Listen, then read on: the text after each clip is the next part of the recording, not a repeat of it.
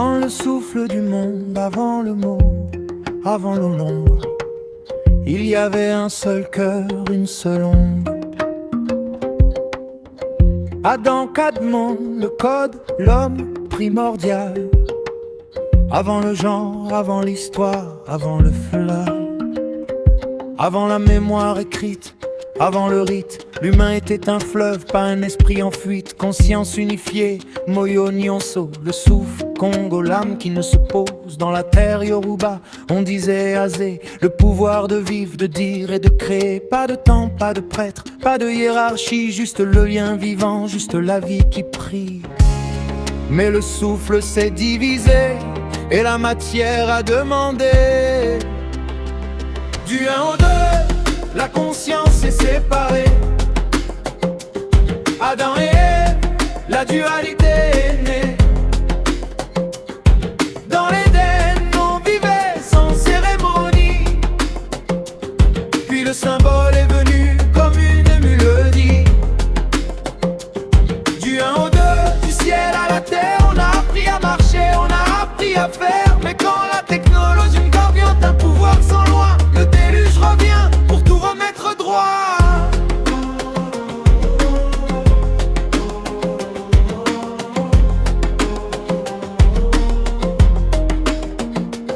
Adam, l'humain total, se brise en deux.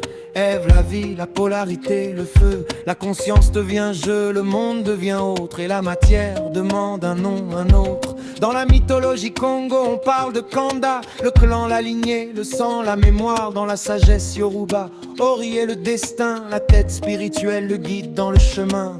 Avant les symboles, avant les signes, la vie était un rituel, un souffle, une ligne. La spiritualité n'était pas enseignée, elle était vécue, elle était naturelle, elle était donnée dans les forêts.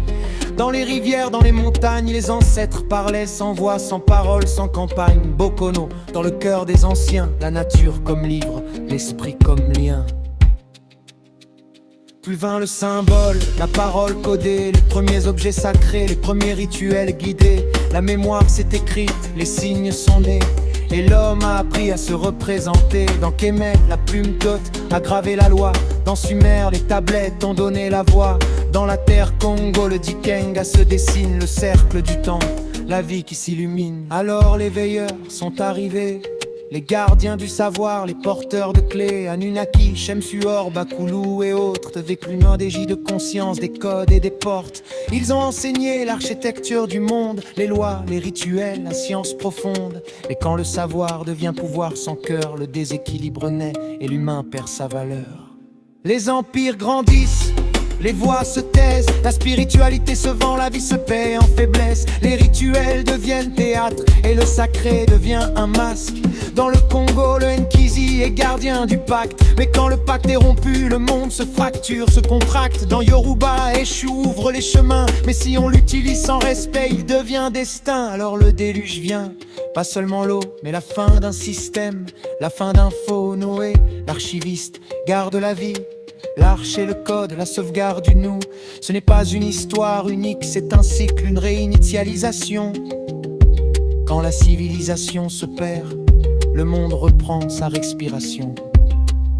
Après la rupture, la mémoire est brisée, les histoires se fragmentent, les noms se perdent.